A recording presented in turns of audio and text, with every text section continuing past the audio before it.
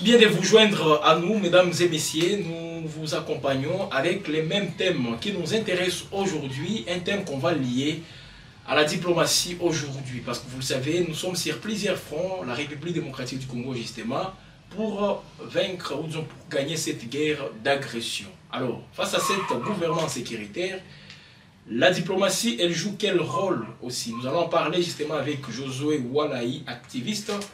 Pourquoi? Parce qu'il y a plusieurs processus qui entrent en ligne de mire.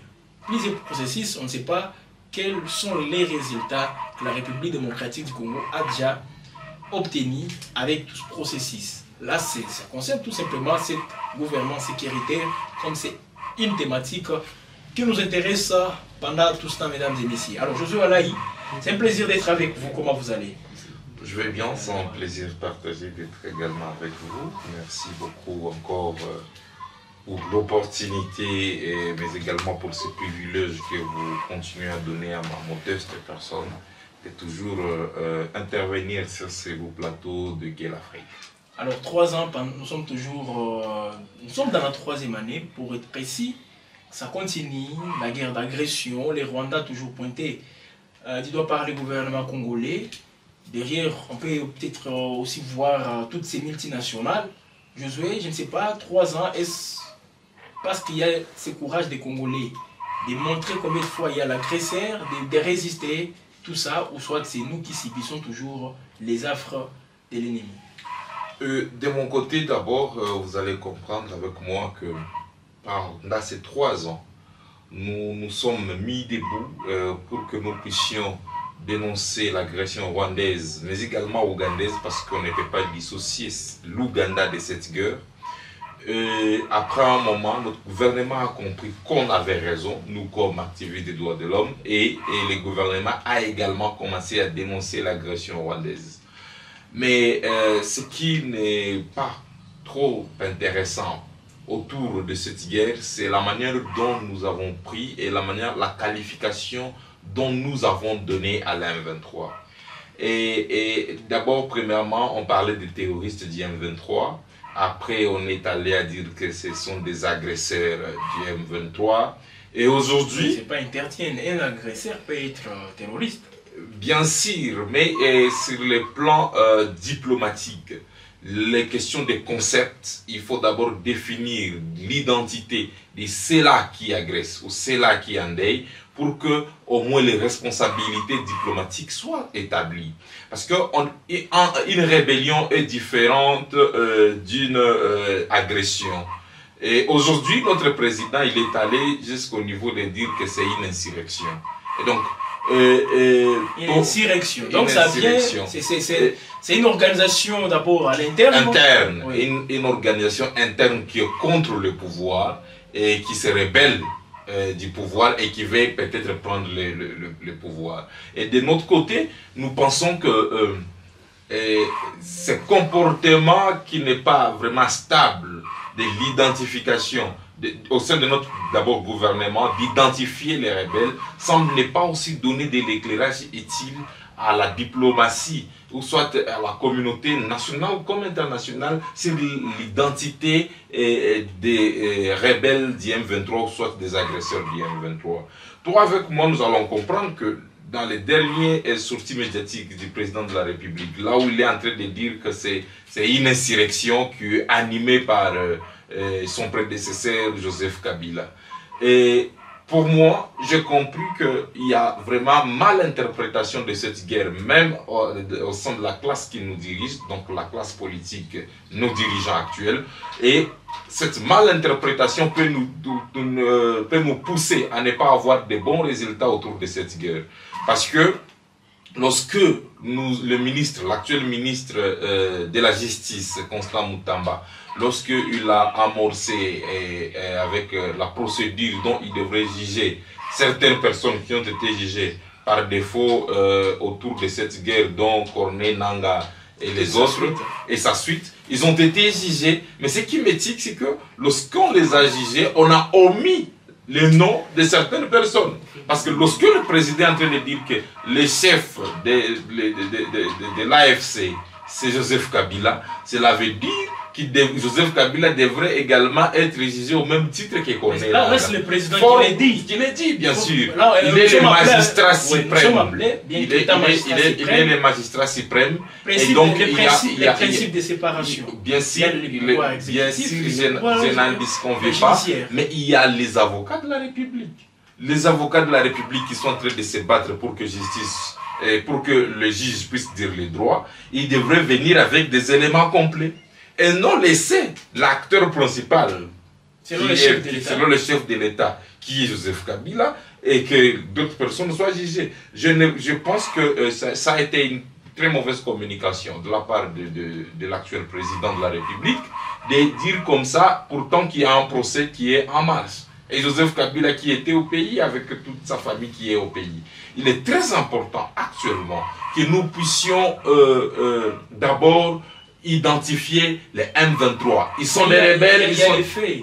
Les faits qui nous prouvent actuellement que le M23 est un groupe qui est soutenu par le Rwanda et l'Ouganda, nous pousse nous tous à comprendre que c'est une guerre d'agression.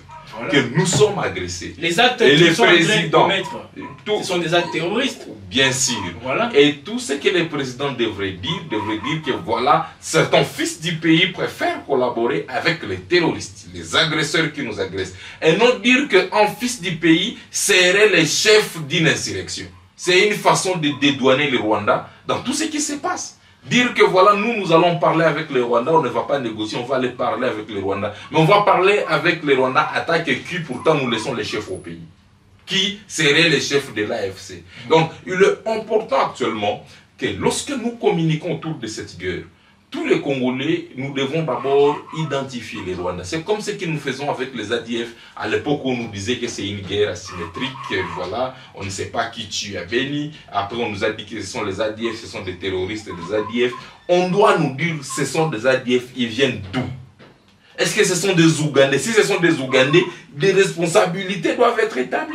Et donc, à un niveau, nous devons comprendre que la diplomatie demande d'abord la cohérence dans les discours. Oui. La diplomatie demande également une communication, une franche communication, mais également une communication vérifiable. Mais lorsque nous parlons de trucs qui ne peuvent pas être vérifiés, lorsque nous faisons des trucs contraires à ce que nous disons, ça ruine la procédure diplomatique. Par rapport à la vérification, vous-même, vous venez d'admettre ici les M23, qui sont soutenus, je vais répéter vos mots, qui sont soutenus par les Rwandais, n'est-ce pas, commettent des actes terroristes sur le sol congolais. Bien sûr. Vous venez d'admettre ici que les M23 sont en train de mener une guerre d'agression contre la RDC, avec les Rwandais en appui. C'est le même discours. En fait, ce n'est pas le même discours. En diplomatie. Qu'est-ce qui change concrètement? Vous voulez qu'on parle seulement terroriste? En sciences politiques. Oui. Et en relations internationales, il y a les mots qu'on donne à chaque chose. Oui. Et donc, on doit comprendre que on ne doit pas mélanger les concepts. Lorsqu'on parle d'une insurrection, soit populaire, soit militaire, c'est différent d'une agression. Et lorsque le président a qualifié l'AFC d'une insurrection, c'était une façon de dédouaner l'AFC, ou soit de dédouaner Kagame la guerre, que cette guerre ne puisse pas avoir une connotation d'agression. Et c'est ça qu'on doit réfléchir à ces termes. Comprendre que nous ne devons pas nous contredire. Lorsque nous disons que nous sommes agressés par les Rwandais, ce n'est pas important de dire encore qu'il y a une insurrection. Parce que lorsqu'on parle d'une insurrection, cela veut dire qu'il y a des Congolais qui se sont levés contre le pouvoir actuel. Pourtant, nous croyons que c'est les Rwandais qui nous fait la guerre depuis plusieurs années, qui n'arrête de déstabiliser la RDC depuis plusieurs années, et une chose qui a été dénoncée depuis les prédécesseurs de Félix Tshisekedi, voire même depuis Laurent Désiré Kabila, c'était toujours, même Mobutu l'avait dénoncé lorsque ils ont commencé avec la guerre de l'AFDL. Donc nous devons comprendre nous tous que nous sommes agressés et que ça reste dans nos têtes que voilà notre concept. Mais lorsqu'on nous parle d'insurrection, on risque de commencer à croire que tout celui qui est par exemple de PPRD, il est ipto facto de l'AFC, Oui. on risque de penser que celui qui est, par Une fois, exemple, déjà, vous jouez les jets de l'ennemi, comme c'est... joue les jets de l'ennemi, c'est et vraiment les qui discours est- changent. Plusieurs personnes risquent de porter une mauvaise casquette. Pourtant, ce n'était pas vraiment la casquette que portait et peut-être Kabila et sa banque. Il est très important actuellement d'établir des responsabilités. Lorsque la justice, voilà pourquoi moi personnellement j'ai toujours dit qu'actuellement on ne devrait pas attaquer cette guerre avec la justice classique, mais plutôt avec une justice transitionnelle qui est capable de circonscrire les droits, mais également des responsabilités en dehors de la justice classique. Voilà pourquoi il y a des jugements par défaut, il y a des questions où les gens sont jugés, pourtant l'auteur peut-être moral ou soit intellectuel n'est pas là, pourtant ils avaient les possibilités de lui prendre. Il y a d'autres personnes, en fait la justice classique a beaucoup d'éléments que la justice transitionnelle n'établit pas. La justice traditionnelle est trop simple que la justice classique. Nous pensons qu'il est important.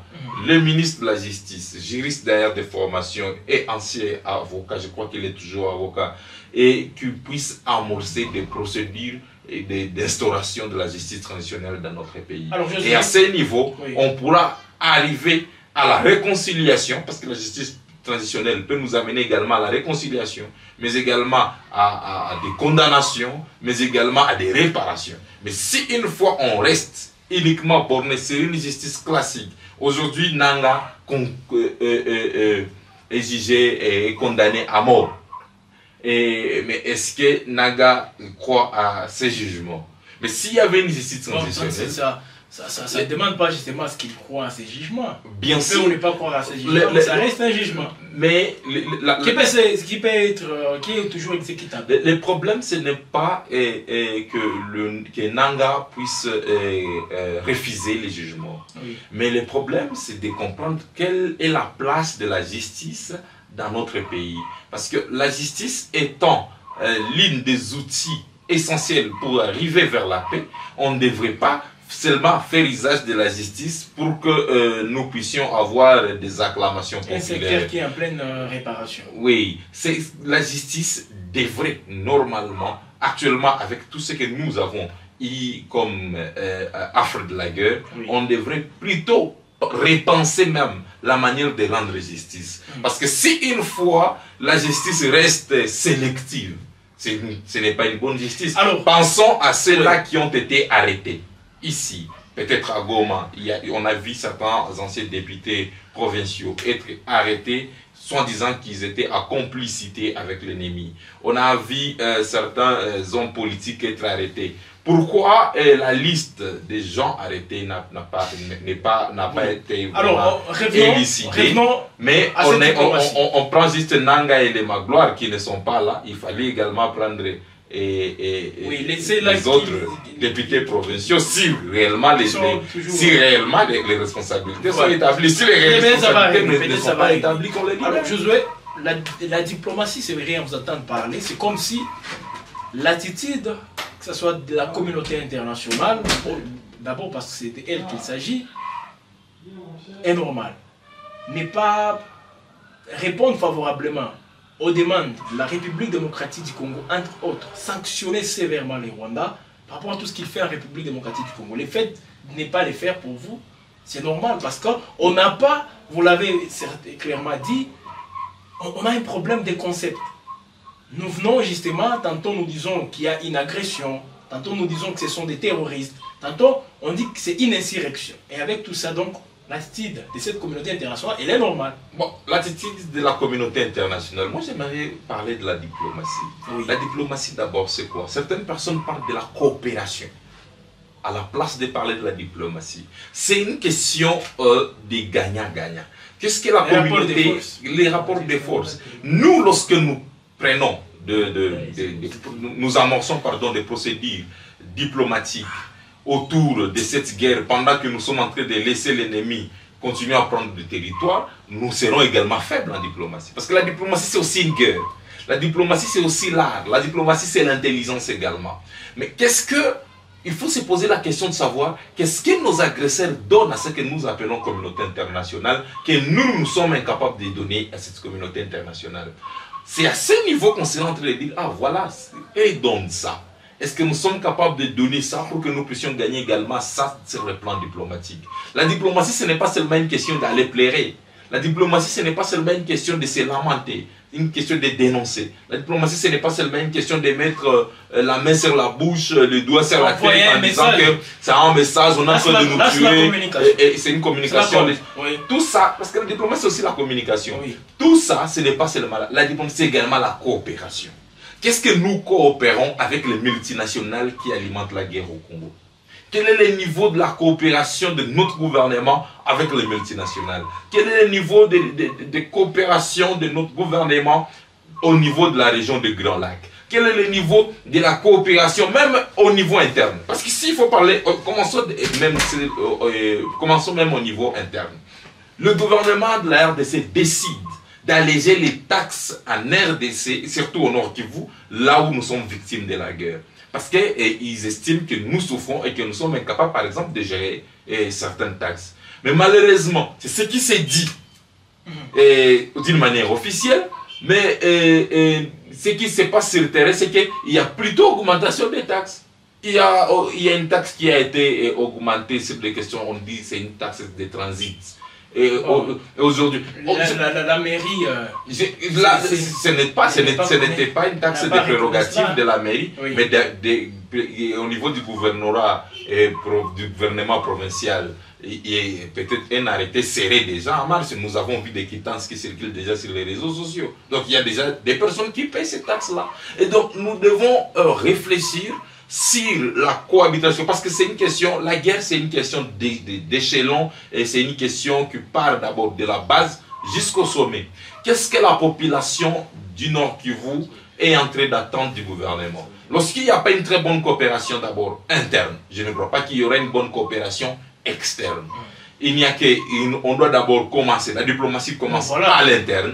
Et lorsqu'au niveau interne, on finit avec la diplomatie. Lorsqu'au niveau interne, il y a une très bonne collaboration, par exemple, une position commune. La société civile, les politiques, les mouvements citoyens, les militaires, ils ont d'abord un même langage autour de la guerre. C'est ça la diplomatie d'abord interne. Mais aujourd'hui, il y aura toujours des contradictions. C'est sûr, il y aura toujours des contradictions lorsqu'il y a plusieurs visions dans un même État. Mais si une fois on avait quand même des responsables à la tête, au sommet de la nation, on devrait normalement avoir une même vision commune du Congo, une même vision commune de cette guerre, des mêmes stratégies. Mais toi, si une personne, il y a même l'opposition, vous allez voir l'opposition, certains opposants qui sont contents, ils applaudissent et ils sont contents lorsque nous perdons une partie de notre pays. Parce qu'ils vont dire, voilà, on vous avait dit des nouveautés, vous avez voté pour telle personne, vous êtes en train de perdre, consolider les acquis, vous êtes en train de perdre les sols congolais. Et si quelqu'un peut accepter, parce qu'il est opposant, peut se sentir comblé de l'échec de ceux-là qui sont en train de diriger, cela veut dire que d'abord, on n'est pas nationaliste. Donc, nous devons réfléchir la nation au préalable. Et après, on commence à réfléchir autour maintenant de nos partis politiques et de nos camps politiques. Malheureusement, à la place de réfléchir nation, les Congolais sont prêts de se poignarder au dos, de se poignarder entre eux, uniquement pour que moi je puisse par exemple être très bien vu, lui qu'il puisse être mal vu. Pourtant, nous avons un ennemi commun. Bon. Et nous avons un dénominateur commun. Il est très important. Avec le manque d'un leadership. Bien sûr. Voilà pourquoi j'ai dit qu'il y a une irresponsabilité au sommet de l'État. Parce que lorsqu'il y a la responsabilité au sommet de l'État, on est capable de mettre tout le monde ensemble et que nous tous nous puissions réfléchir sur un même diapason et que nous puissions avancer ensemble. Lorsqu'il y a à critiquer, qu'on critique. Lorsqu'il y a à dénoncer, qu'on dénonce. Lorsqu'il y a à encourager, qu'on encourage. Mais on est dans une situation où on ne sait quoi critiquer parce qu'il n'y a pas des actions à critiquer. On ne sait quoi dénoncer. On dénonce, mais on ne sait pas. On est en train de dénoncer auprès de qui. Parce que même c'est lui qui est censé nous donner des réponses. Lui également est en train de dénoncer. Et on est en difficulté de savoir qui réellement joue le rôle de la société civile et qui joue le rôle de la gouvernance. Oui. Et donc, on est dans une situation chaotique suite à l'irresponsabilité. Et la responsabilité commence au niveau même de la base jusqu'au sommet de l'État. Parce qu'il y a également l'irresponsabilité de la population congolaise. Il y a également l'irresponsabilité... Qu'est-ce qu'elle doit faire aussi? La population congolaise devrait s'approprier les Congos. Et devrait réfléchir à chaque jour. Et parfois je me pose des questions, est-ce que les Congolais réfléchissent Congo? On est dans une situation où la population est également en train de réfléchir juste au niveau des tribus. D'autres sont en train, on a vu comment certains, ici au Nord Kivu, certains tribus se sont auto-acquisés jusqu'au niveau où certains sont allés, ont commencé même à dire, voilà, nous, de notre côté, nous pouvons amorcer des actions. Ils sont en train de dire, nous allons organiser des débats communautaires pour prouver à telle communauté que nous nous battons, que nous sommes forts. Et certains ont dit même que nous on a tué tel. Le jour où vous nous avez tué, vous avez tué 5 chez nous, nous aussi on a tué 6 chez vous. Nous devons arrêter avec ça. Le tribalisme, le communautarisme, les questions des partis politiques ne font que diviser les Congos. Aussi longtemps que même la population ne sera pas exigeante vis-à-vis de nos autorités, la population ne s'auto-acceptera pas. Nous ne pouvons pas avancer. Il y a également une partie des responsabilités de la population. Regardez, nous avons voté nos députés. Maintenant, ils sont en vacances parlementaires. Qu'est-ce que la jeunesse qu'est-ce que la jeunesse est en train de réfléchir sur la sanction qu'elle doit infliger à nos autorités. Aujourd'hui, on a plusieurs défis, mais les plus grands défis, qui met toujours en mal, c'est l'amour, notre gouvernance, l'amour. Voilà pourquoi il y a toujours. Moi, je crois que on ne peut pas avoir une bonne gouvernance si on a une population qui n'est pas civique. On doit d'abord accepter que nous avons des faiblesses, nous, comme population, et que nous devons être révolutionnés d'une manière cohérente, mais également d'une manière intelligible, pour qu'à un niveau, nous puissions même être capables de sanctionner nos dirigeants. Nous avons vu les élections. Est-ce que la population a sanctionné les anciens députés, les anciens dirigeants? Non. Pourquoi la population n'a pas sanctionné? Parce que la population n'est pas exigeante et la population accepte de rester dans une boîte de convenance. Voilà. Merci Josué. Il y a des questions qui ne concernent pas aujourd'hui les politiques. Pourtant, toute question devrait concerner les politiques, mais également la population. La population est également responsable de ce qui se passe, comme les dirigeants sont maintenant les responsables majeurs de tout ce qui se passe. Et il est très important actuellement que nous puissions nous unir derrière une seule vision, derrière une seule pensée, et comprendre que le Congo reste notre seul dénominateur commun. Lorsqu'on comprendra ça, on mettra nos communautés, nos partis politiques à côté et on avancera pour mettre fin à cette guerre. Mesdames et messieurs, vos avis sont toujours les bienvenus. Dans l'espace consacré aux commentaires sur la chaîne Guerre Afrique Télévision. Abonnez-vous si ce n'est pas encore fait. Partagez et commentez. Nous venons encore une fois de faire un point sur cette gouvernance sécuritaire en y ajoutant une donne diplomatique. Et on comprend là où la RDC a encore beaucoup de choses à faire. C'est le point de vue de Josué Walaï, les vôtres et aussi les bienvenus. Mesdames et messieurs, on se retrouve prochainement pour d'autres émissions toujours sur Guerre Afrique Télévision.